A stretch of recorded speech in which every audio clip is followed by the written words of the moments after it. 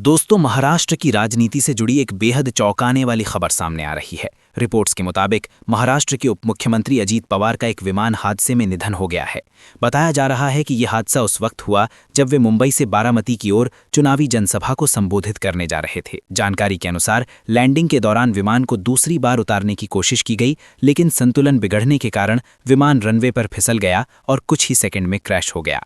हादसे के बाद विमान में भीषण आग लग गई, जिसमें विमान में सवार सभी 5 लोगों की मौके पर ही मौत हो गई। इस दुखद घटना के बाद पूरे देश में शोक की लहर है। राजनीतिक गलियारों से लेकर आम जनता तक हर कोई स्तब्ध है।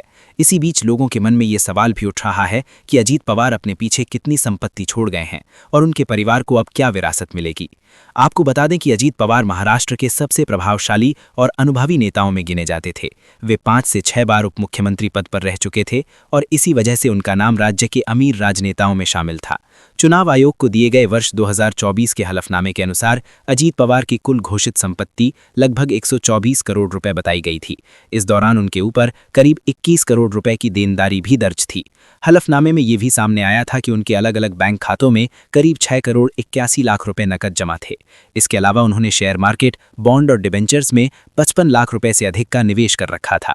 अजीत पवार के नाम पर 1 करोड़ रुपए से अधिक की LIC पॉलिसी थी, जबकि उनकी पत्नी सुनेत्रा पवार के नाम पर भी लगभग 44 लाख रुपए की बीमा पॉलिसी दर्ज थी। अगर वाहनों की बात करें तो उनके पास टोयोटा कैमरी, होंडा CR-V समेत कई गाड़ियां और ट्रैक्टर मौजूद थे। वहीं उनकी पत्नी के नाम पर भी ट्रैक्टर और अन्य वाहन दर्ज थे, जिनकी कुल कीमत लगभग 86 लाख रुपए बताई गई थी। सोना चांदी की बात करें तो उनके पास 75 किलो से अधिक चांदी की मूर्तियां, उपहार और आभूषण मौजूद थे।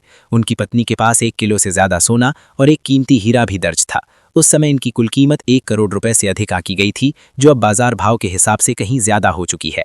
जमीन और प्रॉपर्टी की बात करें तो अजीत पवार के पास कृषि और गैर कृषि दोनों प्रकार की जमीन थी, जिसकी घोषित कीमत 50 करोड़ रुपए से अधिक थी। इसके अलावा उनके पास लगभग 11 करोड़ रुपए की कमर्शियल बिल्डिंग और 35 करोड़ रुपए से ज्यादा की रेजिडेंशियल प्रॉपर्टी भी थी।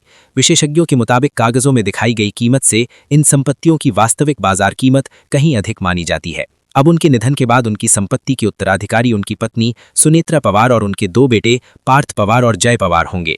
पार्थ पवार 2019 में लोकसभा चुनाव लड़ चुके हैं, हालांकि फिलहाल सक्रिय राजनीति से दूर हैं।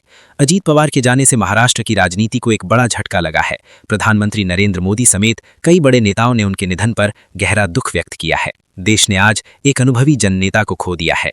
ईश्वर दिवंगत आत्मा को शांति दे और उनके परिवार को इस कठिन समय में संबल प्रदान करें। भावपूर्ण श्रद्धांजलि। जय हिंद, वंदे मातरम।